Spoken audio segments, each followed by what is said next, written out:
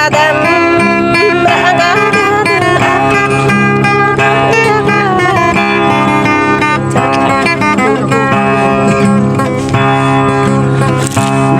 để không bỏ lỡ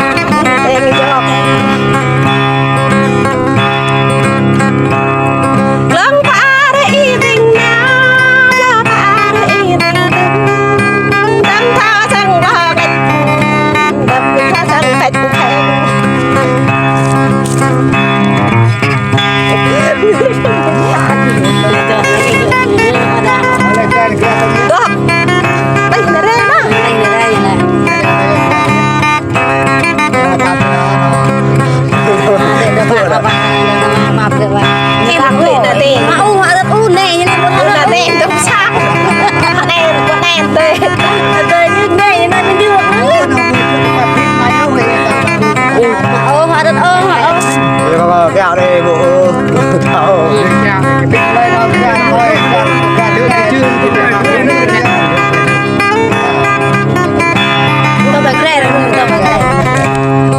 แล้วก็ที่เขาต้องลอกมันเป็นการกินตัวลอกแม่ก็ต้องเป็นการกินตัว